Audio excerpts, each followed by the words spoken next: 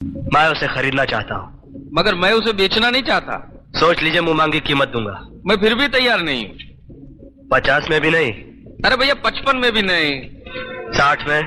तब समझता केम नहीं, मैंने बोल दिया। Hello guys, welcome to my new blog. देखिए मेरा फास्ट ब्लॉग में यहाँ पे इंजन ख़राब हो गया। इंजन अभी मॉडिफाई कर रहा है। देखिए सामने ये मैकेनिक है, सामने वहाँ पे काम चल रहा है अभी।